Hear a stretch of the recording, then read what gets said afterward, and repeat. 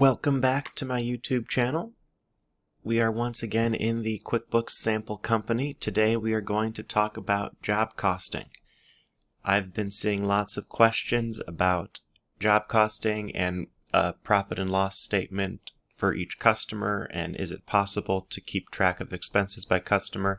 And the answer is yes, you can do that in QuickBooks Online. You need QuickBooks Plus or Advanced to do that. If you're not seeing the buttons that I'm going to be talking about in this video, you might need to turn on some features first. So to turn on those features, you would go to the gear icon in the top right corner and click on Account and Settings. You would then, under the Expenses section, click in this top part and make sure Track Expenses and Items by Customer is toggled on to be green.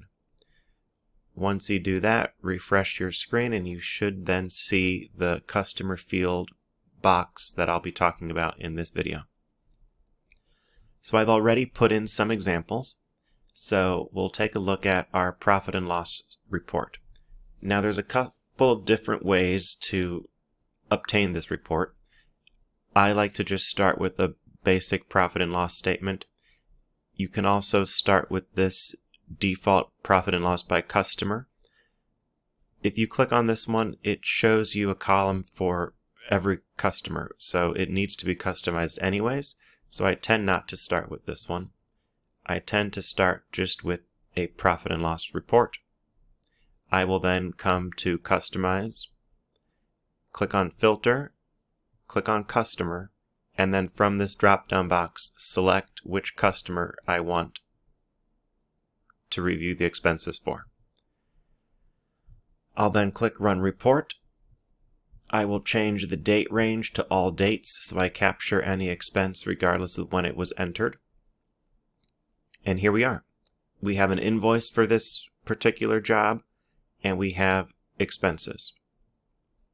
If you want to know what makes up any of these expenses, you can just click on the number and it will open up and show you the breakdown of that total figure. So here we just had one entry, but it shows you what it was, and if you want to, you can click on this line and it would open up that entry so you can see more details, maybe look at an attachment that you had saved in it or make any changes that you need to.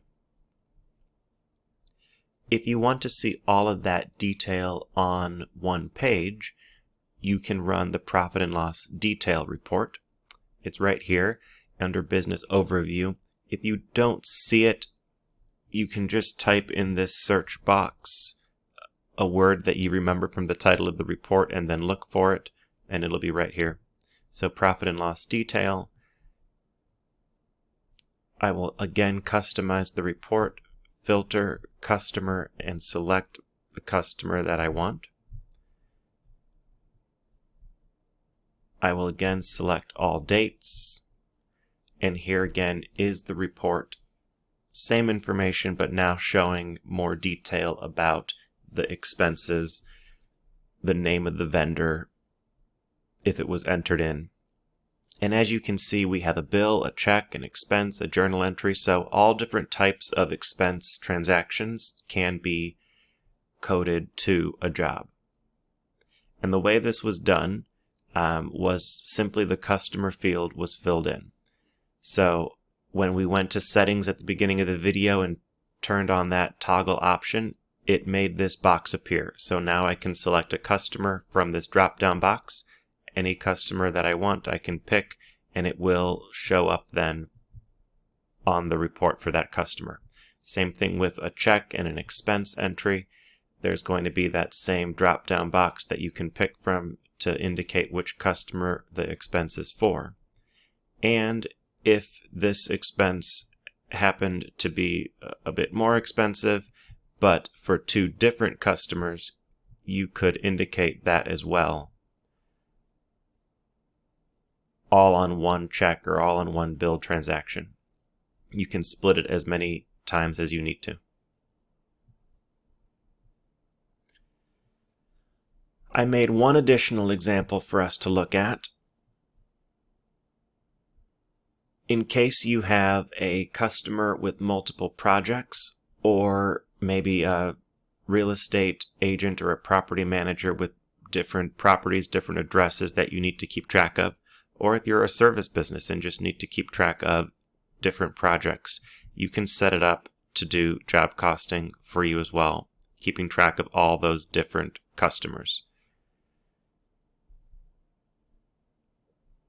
When you're doing job costing for multiple projects, you do need to click on Display Columns by Customer.